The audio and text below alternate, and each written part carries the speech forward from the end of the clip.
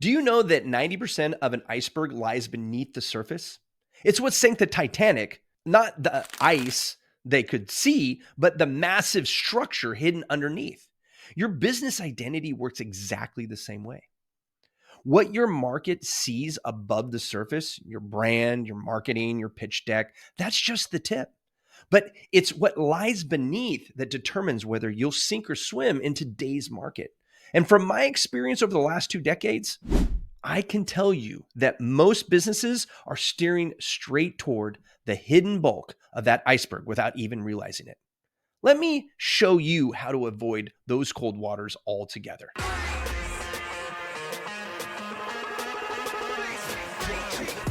Welcome to the Buzzworthy Marketing Podcast. Here's your host, Michael Buzinski. Welcome back, Buzzworthy entrepreneurs. I'm your host, Michael Buzinski, but you, my friends, can call me Buzz. And today we're diving deep, real deep into what lurks beneath the surface of your business identity. Now, if you caught our last episode, you learned about what I call the projection trap. That costly mistake of focusing on how you want to be seen instead of understanding how your market needs to see you. Today, we're going to peel back the layers of your business identity like an onion. And yes, some of what we're going to discover might make you cry, but I promise you it will be worth it. To kick things off, let me share with you a buzzworthy insight. Here's a buzzworthy insight. Most companies approach their identity like they're getting dressed for a first date. They focus entirely on how they look, but completely forget about the conversation they need to have when they get there. Remember Sarah and Callahan Associates from our last episode? They had the perfect outfit. Prestigious downtown office, Harvard credentials, and sophisticated website. Remember that? But their ideal clients weren't looking for a fashion show. They were looking for someone who understood what it felt like to have their life's work hanging in the balance. This disconnect happens because most businesses suffer from what I call identity myopia. They're so focused on projecting who they think they should be, they completely miss who their market needs them to be. It's like showing up to a casual coffee date in a tuxedo. You might look impressive, but you've completely misread the room. But here's is really interesting, and what most businesses never consider.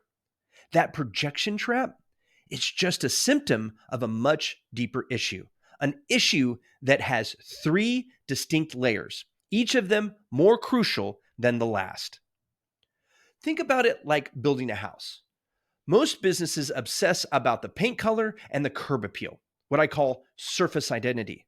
But they completely ignore the architecture, the narrative identity, and the foundation, what I call operational identity. And just like in a house, if these 3 layers aren't perfectly aligned, the whole thing eventually comes crashing down. Let me show you exactly how these 3 layers work together, or in some cases, work against each other. Let's start with surface identity. That's that visible 10% of your business's iceberg. But don't let that small percentage fool you. Just like an iceberg's tip needs to be perfectly shaped to slice through the ocean's current, your surface identity needs to be precisely crafted to cut through market noise. Think about walking into an Apple store for a moment. The clean lines, the minimalist design, the iconic logo glowing above the entrance. Every surface screams innovation made simple. The employees even wear specific colors and use particular phrases. That's surface identity done right. Every visible element working in harmony to tell the same story. But here's where most businesses hit their first iceberg. Let me tell you about a software company I worked with last year. Let's call them TechFlow. They spent $20,000 on a website redesign. Beautiful animations, cutting edge design, the works. Their homepage looked like something out of a Silicon Valley dream. But then something interesting happened. When prospects would schedule a demo, they'd receive an automated email that looked like it was designed in 1995. When they showed up for the demo, the sales team presented templates that were a hodgepodge of different fonts, colors, and layouts. And the proposal documents, don't even get me started here because they look like they came from a completely different company. See, surface identity isn't just about looking good. It's about creating a consistent experience that aligns with your client's expectations. Every email template, every PowerPoint slide, every link post should feel like it's coming from the same coherent entity. It's like conducting an orchestra. Every instrument needs to play in harmony. Let me give you a quick test to see if your surface identity is working for you or maybe against you. Pull out your phone right now.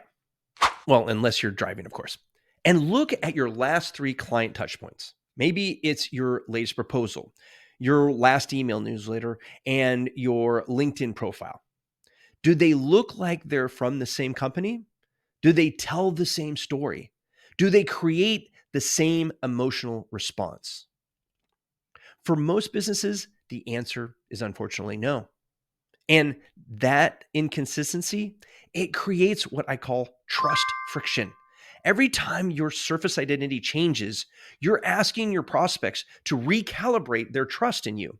It's like showing up to a second date wearing a completely different personality. It makes people uncomfortable, even if they can't explain why. But here's the catch, and what most businesses never consider. Your surface identity is just the beginning. It's like the host at a fancy restaurant. They might look perfect and say all the right things, but if the service is slow and the food is cold, none of that surface perfection matters. Think about your favorite book for a moment. It's not just about the cover design or the paper quality, is it? It's about the story inside.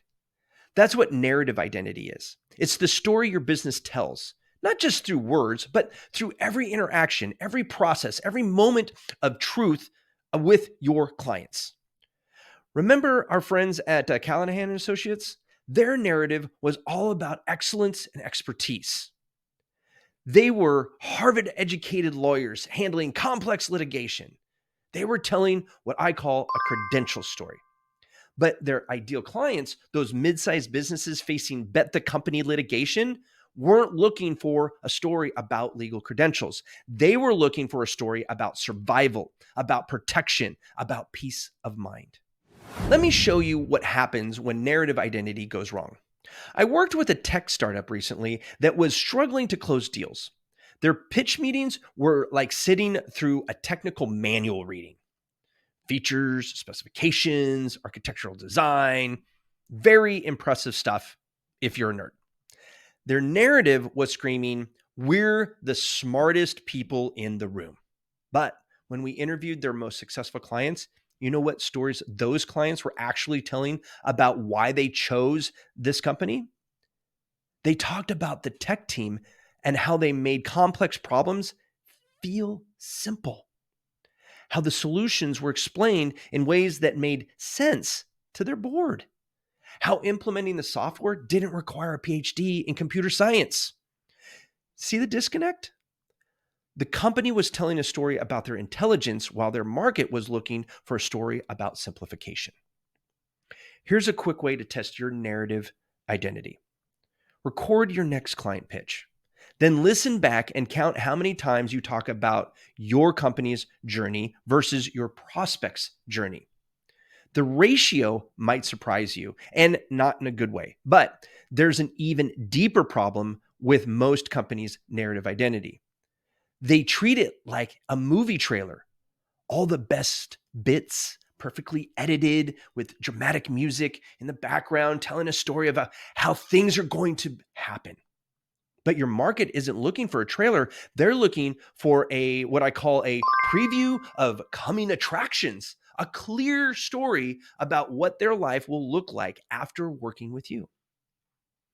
Let me give you another exercise that transformed how that tech company told their story. Instead of starting their pitch with "We're industry leaders in AI-powered solutions," they started with, "Imagine never losing another deal because of paperwork delays." See the difference? One story is about them.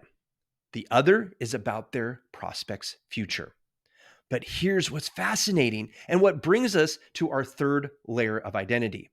This is where we dive even deeper beneath the surface to what I call the operational identity, the engine room of your business where reality meets promises. And let me tell you a story that perfectly illustrates why this layer might be the most important of all. I recently worked with a software company that claimed their core value was customer obsession.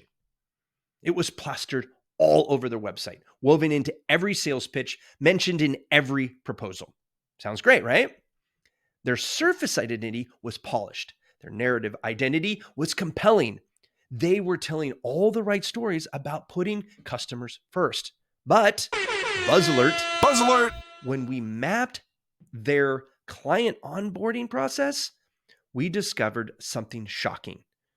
It took 12 separate emails, 4 different passwords, and an average of 9 business days before a new client could actually use their time-saving software. That's what I call operational identity crisis. Their surface identity said, "We make your life easier," but their operations were saying, "We're going to test your patience at every turn." It's like a restaurant advertising fast service, then making you wait an hour for a table you reserved.